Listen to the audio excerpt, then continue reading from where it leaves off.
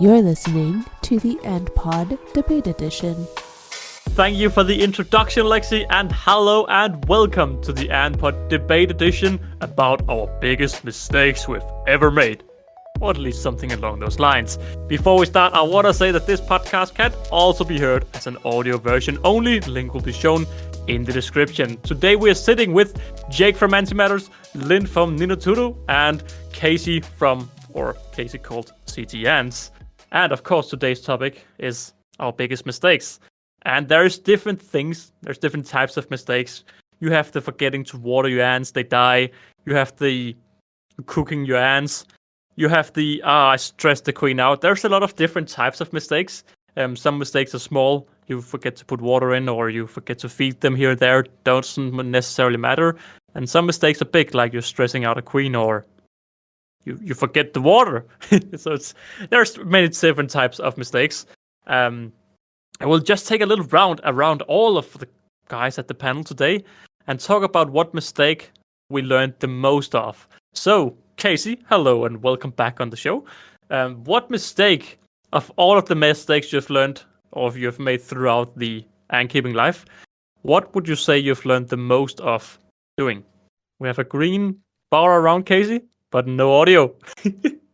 All right, I'm just going to throw it over to Jake then. Well, I think I've got quite a few mistakes, but just one of the bad ones. It must have been at least over 10 years ago now, but I had a small little Lasius niger colony.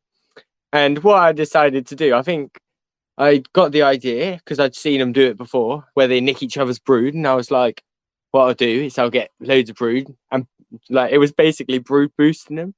And I had a little nest that there were like all the little ants in. There was maybe 10 workers at the time. And I must have dumped in about 300 pupae. The nest basically had no room left. The 10 ants and the queen moved out into the tube instead.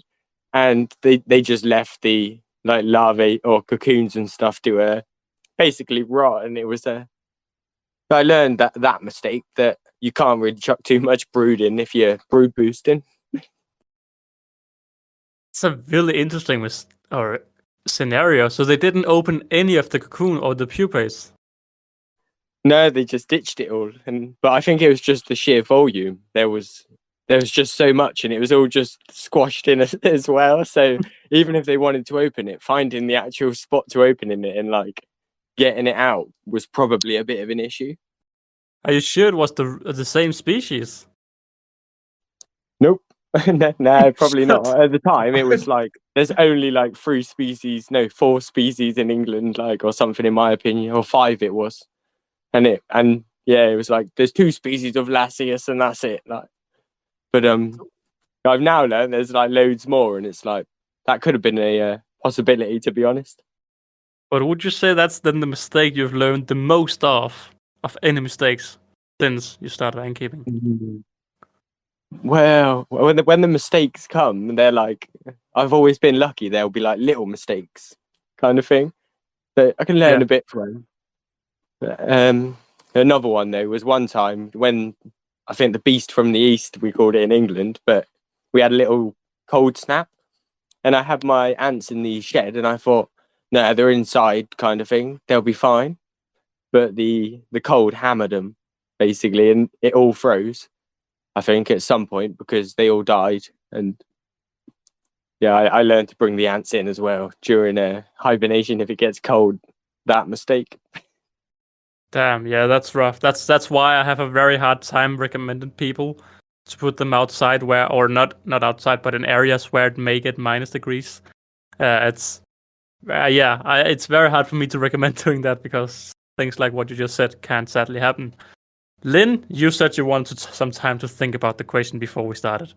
Have you had enough time then? I don't know what my biggest mistake is, but I have found some mistakes that I can talk about. All right. Well, the first one is being when I restarted ant keeping. I'm not sure how many years ago it's now. I trusted a certain ant shop in the Netherlands to be safe, because why would they lie to people? Why would they sell the wrong stuff? So I bought stuff because they recommended it, and I said, "Yeah, it's fine, and it's gonna be great, and everything." And with one of those items was a scent type of nest, but their product the product they used as scent had like a brick powder, and when it gets hard, it gets insanely hard. So what happens is you put your ants in, and they start burrowing when it's wet, and then when it hardens out, it gets too hard for them to burrow, so they're kind of stuck. And when you wet it again, it gets so wet that it collapses on top of the ants, and they cannot get out because it's too soft to burrow their way out. And when they wait to get for it to harden again, they cannot get out either because it's too hard for them to go out. So that's pretty damn. much what happens. I think that's one of the biggest mistakes I did. The colony did survive, however, because I managed to dig them out in time when I noticed no more workers were coming up. So I noticed you decided not to say the name of the store, but is this still a product that is being sold? I'm pretty sure, yes. I'm not sure if they still have the same substrate, but they still sell these items. And one of the other items they sell is also really bad. I've never tried it because I already knew it was gonna be problematic. But they make these nests for Mesor but when you put them in, they just chew out of it because it's so soft. You can even make indents in it with your finger. That's how soft it is, and they recommend people to use it for their Mesor. So is it a stem? Is it a store you want to sell the name of, or is it just like this private thing? Well, I mean, not sure. If you wouldn't recommend putting ants inside, Lynn, you are the ant expert. You are the girl everyone goes to talk if we have some very deep questions. It would probably be good if you have a store. I mean, hopefully, if the store listens, they will then think about it rather than take. They offense. also sell gel nests, so I'm not sure if they're gonna evolve from that. Well, then I don't think they will listen to the Antpod either way, because then. Yeah, it should be alright. Yeah, I don't think they would take an Antpod that serious if they sell gel nests. I think I know the store. What store is it, Lynn? Well, their Dutch name is Mierenboerderij, and their English name, one of the many because they have multiple shops, their English name is Ant's Kingdom. I knew it. But I actually am holding one of their acrylic nests right now, which I got because I'm housing a Fadoli colony of Marvin, of Dutch ants. But I must say, this one, it looks pretty decent. I'm not sure how the hydration works because it's one solid plate of acrylic. I'm not sure how the moisture is supposed to seep out of this, but otherwise than that, it looks pretty okay. And that's definitely something to keep an eye on then. But I think if Ant's Kingdom are listening in, I think it's important to listen to the viewer experience and not take offense and more take note. I would at least, if I have weird videos, I would love to take some feedback rather than going the other way and being annoyed by it. All right, I don't know if Casey's microphone is working. Can we get a test from Casey? I just see a green bar, Casey. I'm sorry, you're not working. Yeah, so Casey's having a little bit of technical difficulties today. Yeah, nothing, Casey. Nothing, sorry. But I'll just tell a little bit about my biggest mistakes. So, I mean, I'm the overwater guy. I'm the forget to do this, forgetting to put a lid on, all of these different things. I've done multiple mistakes throughout my ant keeping, and it's important to note that as an ant keeper, as a rookie ant keeper, you will just always make mistakes. There's no way around it. I think one of my biggest regrets since I started ant keeping, and also something I try to tell very clear to all people who are losing interest in the hobby, is in hibernation, you may think, oh, ants are boring, drop them out, I don't want them anymore. And that's what I did in 2018. So I started in 18, and in the end of 18, I decided to release my colony. I was so bored of them, and I just dumped them all outside. And in 19, I wanted to keep ants again. And I had Ants Canada products, I have everything, and I dumped everything. Since that day, I've never thrown out an ant nest except if it's literally broken. because you never know what's going to happen if you want to use it or something. Even the nests I don't recommend, I still keep them because, I don't know, maybe one day I need them.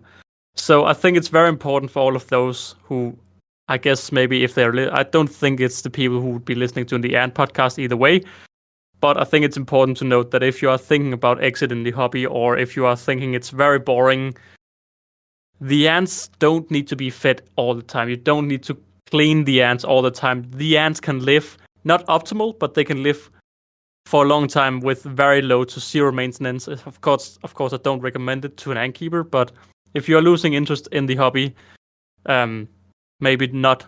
Just maybe wait a little bit before letting the ants go. So I think that's definitely my biggest mistake since I started ant keeping. Now, there's a lot of things you gotta learn as you go along. A lot of the time back when I started, I moved my ants by putting test tubes together with a little bit of tube in between. And that's how I lost my Herculinus colonies. So for those who don't know the story, I cooked my Camponotus Herculinus. Now, luckily they survived. They must just have died when I came home. But the theory is that due to me putting 2 test tubes together, the air couldn't seep out. Now, it was one of the hottest days in Danish history that day. So my ant room was above 40 degrees because it was also in the sun. And that meant that even though the Herculinus wasn't in the heat, in the sun, they all died. They all died when I came home. Now, what I did was I poured them all out into a container because I didn't want to let go. It was one of my favorite colonies. So I put them all out in a container and they woke up. And basically what we as the community think happened was due to the heat, the water started evaporating? No, you know what I mean. And due to the 2 test tubes being connected, the water couldn't get out, the humidity couldn't get out, and the ants couldn't breathe anymore. So, yeah, today I try to always move ants via an outworld, and see if that's at least what I would recommend. Jake, do you have any mistakes that you see a lot out in the Yeah, fire away. Yeah. I was going to say, I've got another one. Yeah, not putting the right barriers on it, and as well presuming that like one barrier for one species will work for every species in some cases. Like, because I used to use Vaseline just to keep like Lasius niger and stuff in, and it worked like really well for me. And for years, I just put Vaseline around the top of my tanks, that or like engine grease, and yeah, it worked great. And then one time I thought, I'm going to get some Myrmica rubra as well. So I got some of those and put the Vaseline around the top. And about 10 minutes later, I just watched them like walk straight over it. And loads of them were pouring out in no time at all. And I didn't have any other barriers. So I had to find loads of things to like stack on top to try and like block it off. And yeah, I had my hands full a little bit. So what do you do today with your barriers? How do you know what barrier works and don't work? Well, I think the oil is alright for most species, and the Fluon is alright for most species. The one I found that's best for all species is the quick dry stuff, but it eats the acrylic. So you kind of, if you want to use it, it does work on the acrylic, but it can put little cracks in it. So personally, I put it on anyway, because it lasts like forever, I swear. Yeah, so I personally, I have PTFE, and if I want to make something very secure, I use PTFE. But most of the time, I use olive oil for my leafcutter ants because they destroy any barrier I have. And the thing with olive oil and just ant oil in general is some species will put the trash on the barrier. So the first few days, you have to be very keep an eye on the barriers to see how the ants play with them. Also, why I tend to, if possible, always have some sort of a lid on top. So the only time that the barrier really needs to be used is when I feed them by taking the lid off. What about you, Lynn? Any good mistakes we haven't heard about? I think another one I've made is buying a species and making the mistake of, this is very weird for me because I'm me, but making the mistake of not doing the proper research about the species. No. Lynn. happened with my first Camponotus cruentatus. I bought the colony, or got the colony. I read a few lines about them hibernating, and I chucked them into my closet in the room that's only 15 degrees. But cruentatus needs care during their hibernation. They need a droplet of sugar. They need some food every now and then, and to check on them. So all the brood died and all the workers died, and only the queen remained, and she did not want to start again. Yeah, that's really a bummer. I think a common mistake is also not researching enough about hibernation. So both you and Jake have casualties doing hibernation. I've also lost a colony doing hibernation. The thing with hibernation is if you use a fridge, it's important to keep a glass of water inside the fridge, or also just humidify the setup every week, because the way a fridge works is it pretty much dries the air out and cools it down. But that means that you can really dry the ants out fast. And I've sadly lost more than one colony due to this problem. And yeah, also like you said, Lynn, or Jake, generally, if you do hibernation wrong, it will have big consequences. And if you skip hibernation, it may also have big consequences. So I think it's important just to know a little bit, do proper research. And keeping is in general quite a simple hobby if you just know the ground rules, but it's important to study and find those ground rules before jumping into everything. I mean, Jake, would you ever say you have filled under the very normal mistake of having too little patience?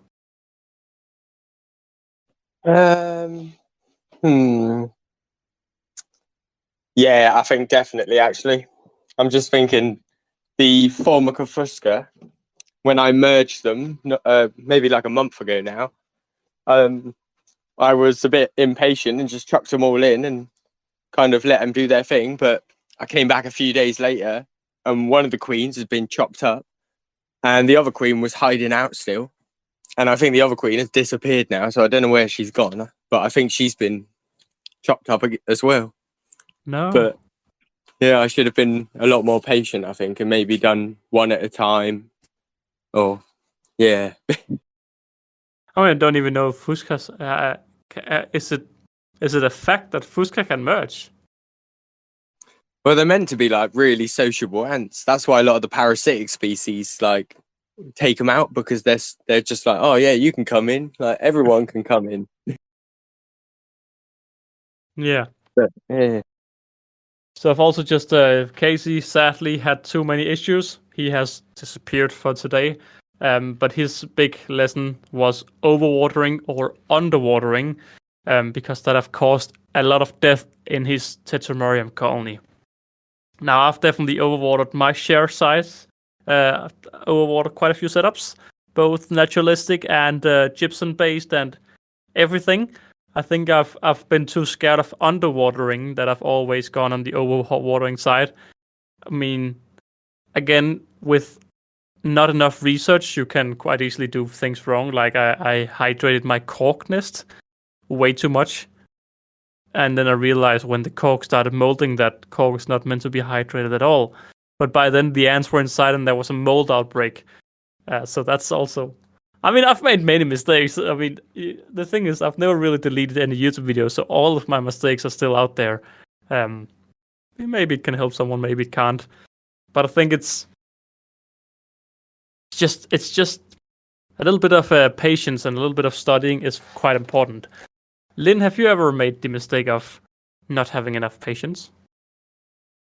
I'm trying to think if I ever have, but I think maybe when I got my mini hearts, my colonies didn't want to move in straight away, so I tapped them over inside of the outworld. But that's usually how it's, or at least it's how it's recommended by the store to move ants into the mini hearts. So I'm not sure if that's like little patience-wise. Trying to think if I know any. Was it a Maybe with successful move? Cephalotus. Because with the Cephalotus, I was not patient enough to wait if they had if she would manage to lay her own batch of eggs. Well, she had her own eggs, but I was too scared of losing the queen because she was not being taken care of by workers that I boosted her with the Barbarus pupae. Maybe that's something about impatience as well. So what would you recommend then to fight against the impatientness? Well, I wouldn't say that brood boosting is a bad thing as long as you do it proper, like not eating 3,000 species of pupae inside of the outworld. But like if you have a single queen, never go higher than 20 pupae, and then she should be fine. I think it should be possible. Yeah, so there's like the two massive beginner mistakes is not having enough patience, and what we mean by not having enough patience is, like Lynn says, when you're moving a colony, you get a little bit impatient, they're not moving, and you just tap them over. Now that can, in many cases, I mean, it's not my personal recommended to do way of moving ants, but it works and gets the job done. And some people say that they're less stressed because they are very stressed in a little amount of time compared to if they are forced to be moved by heat or different things. By the way, never move a colony by heating the nest they're moving out of. If they are exotic ants, perhaps just move the heat to the new nest. But if they are stubborn, just the thing you need to remember is most colonies in the wild move 0 times in their life. A queen flies out and never moves again. For many colonies, it's very unnatural for them to actually go out of their nest and move because there's no need, except if they're forced to move. But in that case, many colonies will just die in wild. At least species like Lasius niger, they'll just go down with the boat and die. So it's very important to note that if you're moving a colony and they're not moving, just have patience, see what's going up and down. If they're moving brood, it's a good sign, but sometimes the queen can be a little bit too impatient. And I've often had to open my nest and just put them inside an outworld, which again works all right. But what I would recommend is to make sure that the colony have found their new nest, they have explored their new nest, because that way, when you're breaking up their old nest, they will know that there is this weird thing over here because they've already been inside it. Maybe some ants are already hanging out inside of it, and maybe not, but at least it gives them a little bit of a head start compared to a new setup, a new tube, a new weird smelling nest, and all of this. So that's personally what I recommend when moving ants. Now, I was gonna say something, or just patience in general, I think. I mean, the thing is with ant keeping that patience is key because ants are generally quite slow growing, and the more you stare at a colony, the more potentially you can hurt the colony. Not necessarily hurt them. I find that the younger the colony, the more you look at them, the more vibration you cause, the more you can damage the colony. So the first year of having a colony, you need to give them good respect, and then you can start not annoying them, but following their progress a little bit closer. I think that's very important, and that's also something I have really messed up in the past. Now I have a few more stories, but I don't want to just talk all alone. Jake, do you have any other stories to tell? Just moving stories or things that have gone wrong, or yeah. You gotta be careful with your DIY setups. Like when you do a DIY setup, just think of 100% every single way that they could possibly escape, because the one that you don't think of is always going to be where they're going to escape from. And the amount of times I've had little DIY setups and the ants have started trickling out, and yeah, you just got to be like on it, I think. But they're so good at getting out. Yeah, I think it was very interesting back when Ants Hood had his massive escape, that as soon as the ants have escaped one time, the ants knew where to escape the next and next and next time, because they had already that first workers out. So if you have an escape and you just hot glued or something, for a young colony it should be fine, but for a big colony, just know that the ants remember where they escaped from. Yeah, Lynn, any stories? I was thinking for a bit. Never put your colony in direct sunlight. I've never done this, but just don't do it.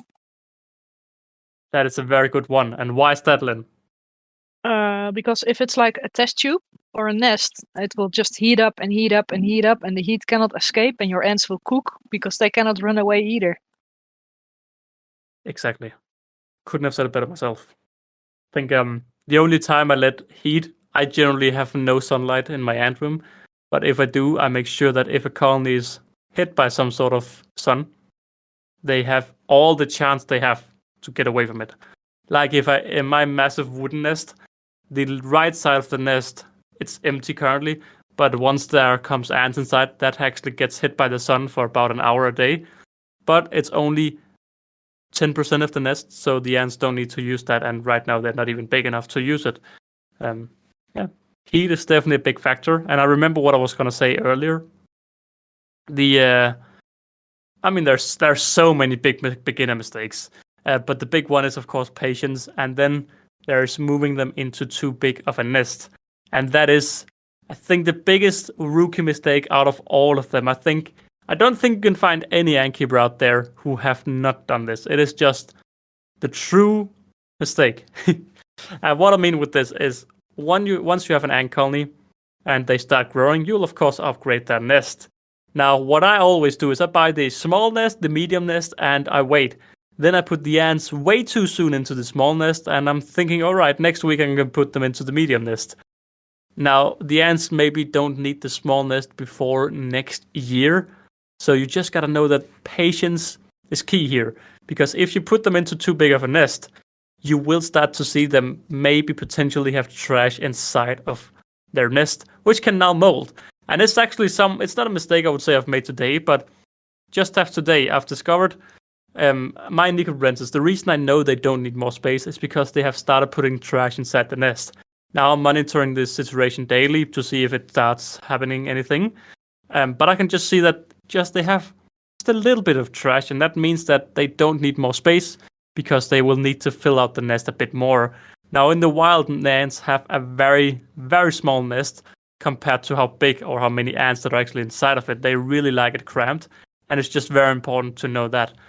That is also why today, I mean, you can buy these nests worldwide. There are so many different types of them, but I especially recommend the Wakushi Venus setup to pretty much all new ant keepers because it is incredibly hard to do something wrong. It's a simple test tube setup with 3 separate test tubes, and you are able to open it and feed them without causing too much vibration. And the most important thing is, it's nearly impossible for you to give them too much space. It's nearly impossible for you to forget to hydrate them because there's water inbuilt into, the whole test tube, which is just a tube with a little bit of water and some cotton inside. And it's just a fail-safe way to start your ant colonies. And that's also what I've started to do myself, because I've had this problem for many years that I loved putting them into small nests straight from the get-go. And the colony would suffer from living in these nests because in a nest, there's so many different things. So a test tube is pretty much the ideal start for a colony, but they're not the best to look through. They're not necessarily the nicest products. I mean, we have some nice products out there now, but back when I started, there was just a tube. And yeah, basically, try to know that the ants they won't like to have a lot of space. They will like to be cramped. I feel like I've talked a lot again. What do you guys think of this? I got an extension for your little bit is as well. Make sure you don't box them in. So, like, if you have a tank and it has no holes in it, and you put them in there, like, make sure you get like a glass drill bit or something, because at some point they'll outgrow the tank if you're lucky. Lucky, unlucky, I'm not sure which one it is, but yeah, if you end up putting them in a tank where you can't expand it anymore, once they hit the limit, you're you stuffed them, because you got a colony that's basically kind of trying to break out every single day if they can. Yeah, it's definitely important to have some sort of future thinking in mind. Either for that would be just another hole to close, or it's just important to know what will I do the day my ants move out of these setups. Hi, it's Lexi from Pour More Art. Thank you for listening to this episode of the Ant Pod, and please visit my ant and spider shop at www.pormoreart.ca. We're a Canadian business shipping ant and spider keeping supplies worldwide, specializing in test tube accessories and a variety of hybrid formicaria, glass outrolls, and enclosures. Enjoy the show. Now again, I've been very impatient in the past, and I've put my ants into very big naturalistic setups. And I've thought, oh god, what will I do once they need more space? Alright, I'm going to buy a little bit of a bigger tank, resulting in me never seeing the ants, resulting in me losing interest for that specific colony because I never saw them. So, yeah, it's important to have some sort of plan. And again, ants take a while to grow, so you don't need a plan when you get them, but you just need to slowly keep in back of your mind, what is the next nest? What is the next step in this colony's life? Lynn, you are the ant mom who's always out there helping all the rookies. Is there any mistakes that you see more than anything else? Oh, that would be the moving in a colony way too soon and having no patience for them to move naturally. I think those two. And getting many ant species way too fast after each other because the colonies grow slow. And then they end up growing faster than they expect, and they freak out because they don't know what to do. That's actually a very good point. Also a mistake I've made myself, getting too many colonies too fast. So believe it or not, for all of you newer ant keepers out there, ant keeping is very addictive. Once you get the first colony, maybe you fall in love, maybe you quit the hobby. But if you fall in love, you want to get the second colony. Now that's when it all goes downhill, because once you have the second colony, you have the third and the fourth on the way as well. And suddenly, like me, you stand with 18 different colonies that in 4 years' time will be huge colonies. That's first of all a problem, but second of all, you have to do so much maintenance. It's not at all hard to feed one colony and clean one colony, but as soon as that colony has 100 workers, instead of it taking 10 seconds, it takes you about a minute. But when you then have 18 colonies to just clean out, it takes maybe 20 minutes. And the bigger they get, the more food they need, the more maintenance they need, and the less you actually have time to spend just with the ants. It becomes more and more maintenance. And that's why I actually downsized from about 18, 19 colonies to just around 10 colonies. And now I'm trying to do a little bit of maintenance every day. So feed them here, and then I clean on that day to get a little bit of a rhythm. Now I know many ant keepers have different. Actually, that's a good question. Antimatters, you have so many colonies. How do you maintain them all at once? Well, I was going to say, with cleaning and stuff, that's I just keep on top of it, and I can do all the colonies in about 45 minutes, and about 10 minutes of that would be just the Tetramorium. But I only have one colony that have basically unlimited food, which is the Tetramorium, and the rest of them, except for the founding ones, they're kind of on their permanent diet. So I just don't let them get too out of hand if I can. So what do you mean with... every so often a species will kind of boom in population, and I've kind of nearly lost control of the Phodoleuensis, but managed to get them back under control. But if you just keep a diet and just keep them small with the diet, that's kind of my approach. Yeah, because you've gone a little bit for what you said, small. You have many ant species. You have a lot of ant colonies, but they are all... Most of them are in the smaller size. Is that your secret, to just keep them small? Yeah, pretty much. Like, I like them kind of... I don't know. I like them big, but I like them in the middle as well. Yeah. And the only one that's really is... Well, the Polyrhacus dives are quite big, and the Carabera, but they're stable population now. And the only one that's really eating loads and growing loads is the Tetramorium bicarinatum. Right, I definitely think those were some valid points. Now, Lynn, what about you? How do you keep... Oh no, Jake, do you know how many colonies you will be able to keep in total? Do you have like a limit, or how do you work with rather to get another colony or not? If they're a Polyrhacus species, I'll probably get them. And if there are any other species at the moment, I'm just not going to get any more for a little bit because I've kind of got all my dream species. So I'm kind of happy sitting on what I've already got. Right. I think that's very clever words as well. I had a point where I just wanted more ants just because why not? Which was very dumb looking back at it. But Lynn, how do you maintain all of your colonies, and when do you know when enough is enough? Well, I don't really know when enough is enough. That's a bit of the issue. But yeah, with maintenance, all my smaller colonies, or at least most of my smaller colonies, are actually with me in this small room that I'm in right now.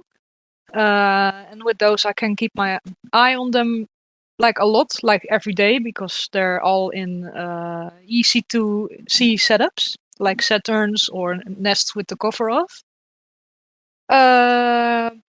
Yeah, and I kind of feed those daily or every 2 or 3 days, so that's easy to maintain. But cleaning them, or at least some of the colonies, when they're smaller, like Venus and Saturns, are rather easy to clean. But then I have this Tetramorium and the meat ants and this Camponotus. And I don't really clean them that often, just when it's getting annoying I clean them actually. Especially the Tetramorium, because there's always workers or queens or whatever hiding in the trash. So it's a bit of a chore to clean those up. And then in my other animal room, I actually have the Camponotus species. So I know they have majors that are filled with food. So I don't have to feed them that often as I feed my smaller colonies, because they have their own storage. And the Metzer is also in that room, the Barbarus, the bigger Barbarus, and they have their seeds as storage. So that's, I guess, a bit easier for me to maintain, apart from the cleaning, because with the Maculatus, the big colony, I actually delayed checking their barrier for 1 day, or a week, more likely. And now they are on the lid, so yay, upside down. Yeah, and then it's gonna be so much more annoying to get them down, I'm guessing. Yeah, and they still know that if there's vibrations, food is coming. So now when I open the lid, they run to the lid because they know the lid is coming off. Yeah, that's where you need to distract them. So give them food and give them sugar and just distract them maximum. It's not something I've done myself, but I know a lot of people with bigger colonies distract them before they work with them. So they give them food half an hour before they have to work with them. Give them sugar, give them food. The ants are all in on processing down the food and sugar, and there isn't as many trying to escape, which is actually some clever tips I haven't really used myself. But I didn't have any big colonies at all. And then I went out and bought my massive Mr. Barbarus colony. Now they are struggling a little bit at the moment, and they're not as big as they have been. But I think it really learned I learned so much from actually keeping a big colony, because I found out it's not cool to have a big colony. It's cool to have a colony that you follow grow bigger and bigger and bigger. So not a lot of people are going out there just buying a massive colony and so like, yeah, I have a massive colony. And personally, I at least learned from my experience that that's not necessarily the route I want to go down, because once they get so big, it's just so much more maintenance. You have to clean them once trash gets out of hand. It's not really feeding them. It is just the trash part I don't like at all. The problem is I went to become a very lazy ant keeper. I had a little bit too much to do and a little bit too many colonies, and I put in a little bit of food every week, and I didn't really take the trash out. And for all colonies except 2, there was no issues. Now, the 2 last colonies were colonies that were well hydrated, and that meant that they also had a little bit of substrate. So now the substrate was well hydrated, and they took it out to the outworld where we had all of this decaying dead food. Now, if you have a dead exoskeleton that's all dry, you won't really have any mite problems, because mites can't really live in a dry area. But when you have a humid outworld with decaying trash, you can get a big mite problem. So, for those who don't know, my mite story didn't end well. Let's just say it like that. So I lost the colony due to mites because of this laziness problem. Now I realized that my big carbon strands, my Nicorints also had mites. And what I basically did was I tried treating them with the mite killers, but they all died in a few days because I would rather go with another method of drying the setup out. So I dried the setup out by attaching 2 outwells, taking the lid off, well ventilated, and just keeping everything spot clean. And they don't really have any mites today. So yeah, it's important to know what you're doing with the different ant colonies, because for almost all of the colonies, there was no problems with me being lazy ant keeper.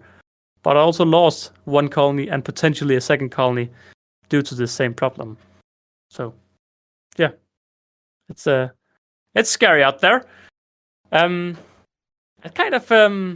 Jake. So, I was just gonna say, like, keep in mind too when you like get a nest as well. Like, how is it going to be to clean out? I think is quite important.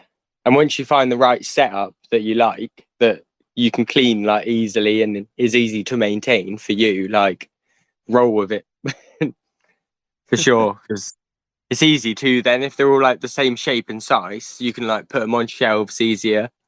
Like for me, it's definitely the Saturn, but I think like once you find the right setup that most of your ants will like, kind of go with it. But you're the complete opposite, Oliver. You've got all sorts. No, but that's the content creator side of me. I want to show the different setups of the world. If the big problem with the Saturn for me is it's very hard for me to record inside, but if I wasn't a YouTuber, I would have every single colony inside a Saturn, because they are low maintenance. They're no maintenance except for cleaning and changing a tube every now and then.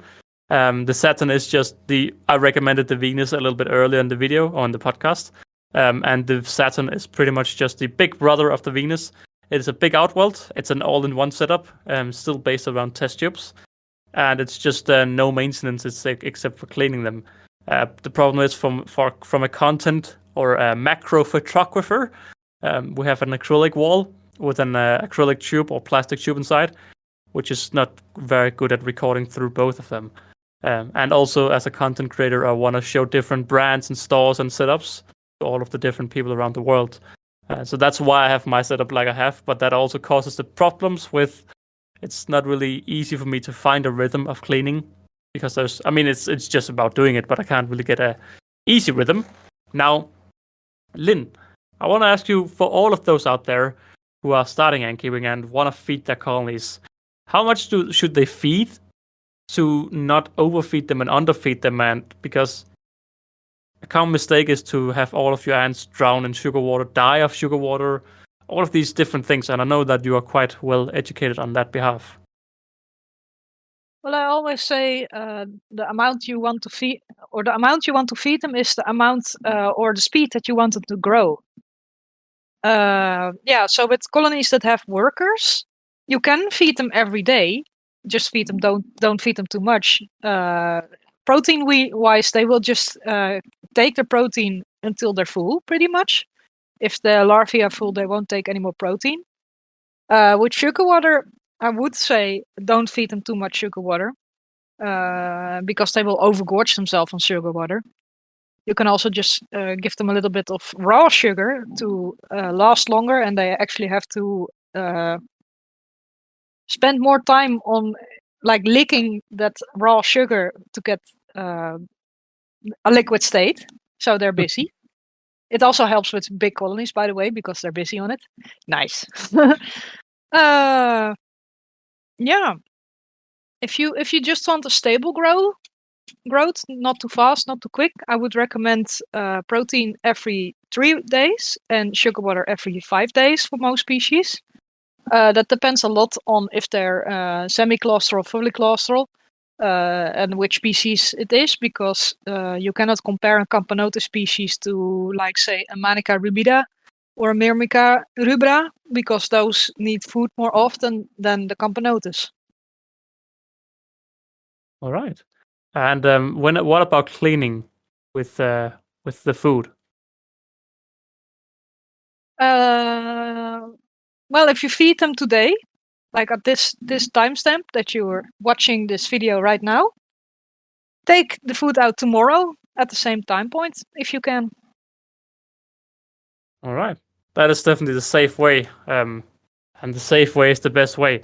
I think it's important to go with this whole why I failed or why I became a lazy ant keeper was a little bit of everything. I got too many ant colonies. I got too much on my hand, and that resulted in me being a lazy ant keeper. I think it's important to think when you're getting 5 ant colonies, so how big will they be in around a year? Because you don't necessarily want to take some of the colonies away when you have them because you like the colonies. I mean, I love all my colonies, which just makes it even more annoying that you have to say goodbye to some of them due to your own mistakes and different things. And just remember that maintenance is always a key factor, because you can lose entire colonies to mites if you do small mistakes that normally wouldn't happen. But if you just feed them every day and remove the food every day from yesterday, you should be all safe. But it's also just daily maintenance. But that also just means more interaction with the ants. All right, I think we've gone a bit over a lot of like the beginner mistakes and our personal mistakes. You've had a little bit of time to think, both of you. Is it still the same answer with the biggest mistake you've ever made, or the mistake you learned the most from? Is it still the same answer, Jake? I think so. Yeah. Except for Alright. boxing in ants, actually. No, definitely boxing in ants, because eventually that led to little Fidole Paladula like going through the house. And I only noticed when I picked up TV remote and the sofa was about 6 meters away from the nest, and it was covered in ants, and it was like, what on earth? And they were just everywhere. So how did you box them in? Because I put them in a tank and I couldn't expand it or anything. Like at the time I was like, I'm not drilling it, because if it smashes and they go everywhere, then oh man, that'd just be the worst thing ever. So they were basically trapped in a small box. Well, not a small box. It was like a 40-liter tank, but they'd completely outgrown it, and yeah, I couldn't upgrade it or expand it or anything. So they had to just stay in there, and I didn't feed them for months as well. But they just kept growing and growing and growing. All right, I think that is a very good answer, because it is important to have a future plan with what you want to have the colony to do. Lynn, is the same answer as in the beginning, or have you found another answer? I found a new one. Oh. I was scrolling through my Instagram and I found this post about my colony's drinking water. And it was actually a reminder to everyone reading it that you need to make sure that your ants have enough drinking water in the form of a test tube. Because nest hydration is not a suitable form of drinking water, and sugar water cannot replace normal drinking water. And this actually I posted this because in 2021 I had this massive Camponotus cinctellus colony. And I thought everything was good. They were active. They were growing steadily. And I had this gorgeous water feeder from Biformica with a mesh underneath, and a similar version of it for their sugar water.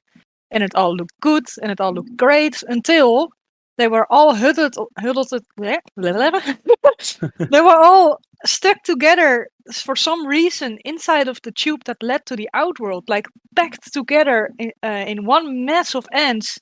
The nests were almost empty, and they were all inside of this tube that led to the outworld, and it was a little bit moist inside. And I was like, what's going on? It's almost like hibernation mode. They're all on top of each other. Nests were empty. I was looking at the nest. Was it overheating? What was going on? I found out that my cinctellus colony did not have enough water available because they could not drink through the mesh of that Biformica feeder. It had like this air bubble. Whenever they drank, they could not. Yeah, I'm not sure how to explain it. They could not properly suck down their fluids through the mesh. And because of the bubbles that came, the bubbles would not escape upwards but stay on the mesh. So they could not drink anymore. So they were dehydrated, and that's why they were all compacted together to save their remaining water that they still had. And I also found out that their sugar water source was completely solid and compacted down at the bottom of their sugar water, because it crystallized. When it stays too long, it crystallizes. And the whole bottom plate of it was crystallized and solid in one form. So they could lick it, but they could not drink from it. So I almost lost that colony because of it. So I would recommend, and I know it looks ugly, but always give your colony a test tube or an antimatter feeder, because I love those, antimatter feeder with water just to drink from. I know it sounds boring. I know it can look ugly inside of an outworld, but just trust me, just do it, because you never know when they need it. I think, well, it's so much on point. I'm doing something that's so uncomfortable for me at the moment because I've recently got Trapjaws, Bolans, I guess, and Harpegnathus venatus. Now, all of those three ant species are a little bit harder to feed water to because they're not necessarily test tubes are a little bit bad for them, and yet again they're not bad for them. And the point is, normally I have liquid feeders in the outworld for my very small colonies. If they're, I mean, now I just used test tubes as much as I can, but with those 3 colonies I don't have liquid feeders, and that's because I don't know whether they will be able to use them, because they have these very weird shaped faces. So at the moment I'm spraying the outworld every couple of days, and they drink the bubbles. And I feel so uncomfortable because these are not cheap ants. So what I did with my bull ant was I put in a 3D printed dish, put cotton on top, and I watered the cotton. And even that, I don't like it because I don't feel safe. I feel safe if I have a test tube, because if the ants dry out, they will die. It's definitely some of the problems you often see from people who go on vacation. They go on vacation, a heat wave hits, and when they come home, all of the colonies or a big amount of the colonies are dead because, well, the heat wave dried out the liquid feeder faster than expected. That's also why when I'm going on vacation, I give them, instead of 1 test tube, just 3 test tubes. I mean, I know they won't drink 1, but I know that I can travel safe knowing that they have 2 extra that they don't need but still have. And yeah, do you guys have anything else to add? I was going to say, without it sounding like an advert, but if you get the one of my drinkers and take the middle bit out and then put cotton wool in there instead, it makes it kind of perfectly fine for like basically all those Australian jumpy and weird face like ants and stuff. Because I did it with me harps. I need to find out how many liquid feed I've just removed. I don't have enough. I just received. I mean, I can't lie, Jake. I don't use the test tubes really anymore because I use your liquid feeders as well, because they are just a bit more space efficient and easier to refill. I think I have 8 or 9 liquid feeder or liquid. I don't know what they're called, the small towers, and I think all of them are in use. So yeah, I need to get some more. But yeah, that's definitely not a bad idea. I think I'll do that with my. I'll replace them a little bit and work out some way to get 3 more out of the colony somehow. But that's definitely some good advice right there. Because yeah, the thing with the liquid feeders are that the gravity works with you. So in test tubes, another big thing that can happen with test tubes is if they put them in an outworld and they tilt the wrong way, it can look like there's water inside, but the water isn't touching the cotton and the cotton is actually drying. Now it may look wet due to the condensation, but the cotton will become very dry quite quickly. So just make sure that the water bubble is on the opposite end of the cotton, because you can't put a test tube on a little hill and then the water may not flow down once it's starting to drain. All right, guys. I think that's about it for this episode. I don't know if you guys have anything more to add. Let's take the round. Lynn, anything more to add? Well, I got a little tip for you besides the feeders from Antimatter, because those work as well.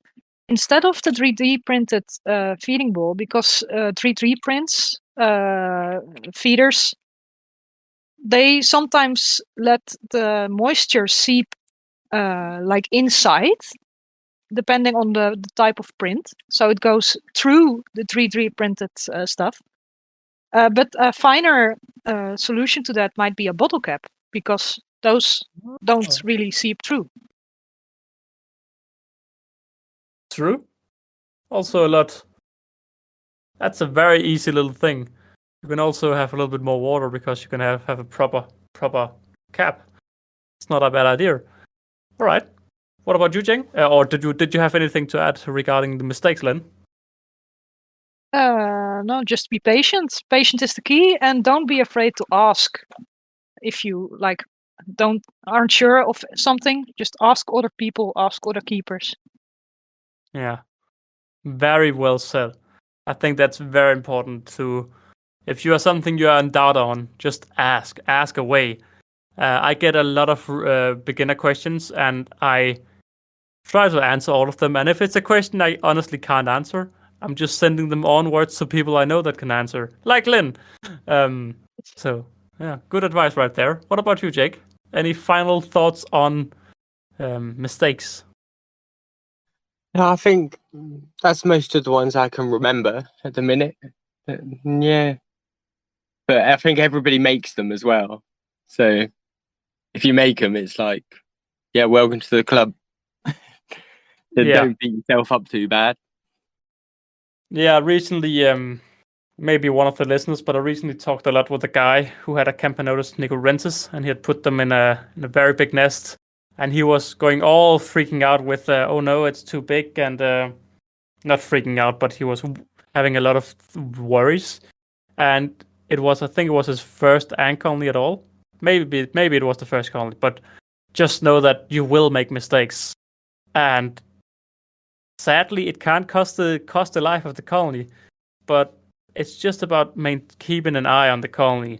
Of course, the more experience you get, you know what to look for. I didn't know what to look for when I started, but now I know a lot more the science of the ants, what need to check the water, the food, how the larvae, how the eggs, how is all of the brood suddenly gone, then maybe you're doing something wrong. Saying that there's a lot of beginner-friendly species like Camponotus nicorensis, Antlacius niger. I mean, they're not beginner-friendly like Camponico said last week because they are hard to grow massive, but they are able to tolerate a lot of beginner mistakes. That's also one of the things I've received a lot of questions about. After I started showing leafcutter ants and bull ants, people are like, okay, so where can I buy these? And I'm like, dude, I'm sorry to say it, but don't buy them. You haven't kept ants before. And if you haven't kept ants before, don't go out and buy some very crazy species. Go to the basic ants. They may be boring, but you get a lot of good things out of boring ants. Nicorensis are not a specifically interesting species when you compare them to other species, but they're just lovely ants, and they are easy to grow big, and they're easy to, I say easy, but they are relatively easy to work with and all of this. So yeah, just learn that it's all right to take it slow. You will learn over the time, because as ant keeping is a very slow hobby in general, it's also a slow learning curve. You can't just learn everything in half a year or in 2 months. You will do the mistakes on the way, and you'll learn as you go along. But with that, it is time for this week's species. So ant news is pretty much dead. We don't have ant news anymore. Some weird guy called ANN News or something have taken over the whole segment, and we'll just give that to ANN. So now it's just our little final part of the podcast now is taking a look at our different interesting species. And I know that Casey was supposed to say that he has received a honeypot queen. Murdex something. He'll probably talk a little bit about that next week. Maybe he's just only ordered it. But Lynn, Mesocephalotus update. Fire away. Well, I'm going to include a little bit of ant news. Oh, Just because I know that Antimatters might not, or ANN News might not capture this part. And Netherlands bought a plant in whatever country he was on vacation on, and he found ants inside. So that's a nice little surprise for him. So that's my ant news. Shout out easy. to Ants Netherlands. Yes. Let's see. The cephalotus have to stand up. It looks like they moved their brood inside of the top test tube for some reason. I'm not sure. Queen looking good. She did not fall over anymore. I've actually moved the setup onto on top of the shelf. So now they're more stable, less vibrations, and they are sharing their heat mat with my new colony of Pogo Myrmex barbatus, which actually also has some news because they finally have eggs again. I'm not sure, they came to me without brood, so I don't know how long they didn't have brood for, but now they have eggs. So I'm really happy about that too. Alrighty. Alright, anything else special happened in the ant room this week? My ant room? Oh, yeah. Let's see. Your ant house. I got yellow crazy ants. And once again, I underestimated them, so I tapped them out in the Venus and they ran out. Because they are fast. They are insanely fast. Some would even say that they're crazy. Crazy fast, yes. Oh. One of the queens passed away, sadly, but I might get 2 new queens from the cellar. Next to them, I got my Multilarius, or Xiangbang, the wrong name. Those also finally got eggs again. Unlike most people who read the sites and know or think that they do not need a diapause, this colony actually was diapaused on 13 degrees because their brood was not developing, they were not active, and now they're finally starting to be active again, foraging again, and growing their brood and actually having eggs. So I guess I'm proving the internet wrong once again. And I was about to say another mistake you can make is trusting one source only.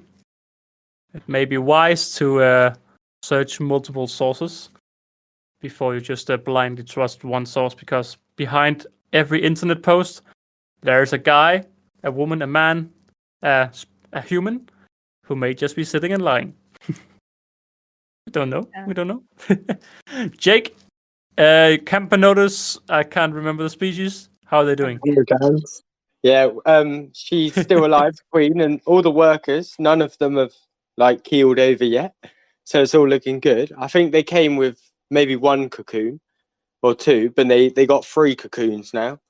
So things seem to be moving. And the eggs, some of the little eggs they had have turned into little pupae. So it seems that they've settled in. Oh, yeah, little larvae, yeah. It seems that everything's kind of going all right at the minute. Touch wood. But, yeah, fingers crossed, she keeps growing. Yeah. So what kind of feed schedule are you using for them?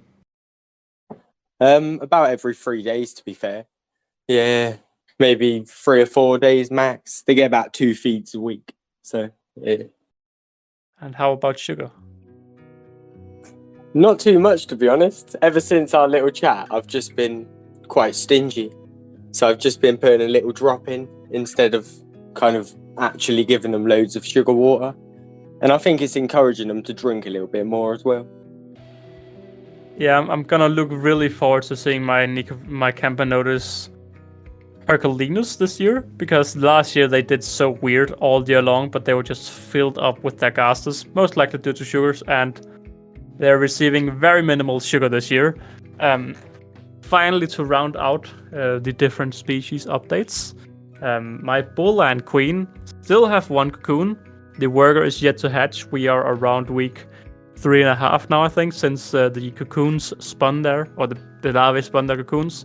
One of the cocoons died a mere 3 days later, where the queen had unboxed the dead larvae inside. I don't know why that happened, but my guess would be a little bit too much stress from my side, maybe a little bit too much excitement. But now she is on peace duty. I'm looking at her once a week, and I'm trying to feed her daily. And with trying to feed her daily, I mean I put something inside every day, but it's pre-killed, because she was fed with the pre-killed food before, and she is accepting some of the pre-kill food. But the good news is, 2 days ago, I flashed my light inside to see if she was alive, and I saw we had a patch of eggs. And today I opened and did my weekly checkup, and she has 8 small eggs. So 1 cocoon and 8 small eggs, which is very nice, I might say.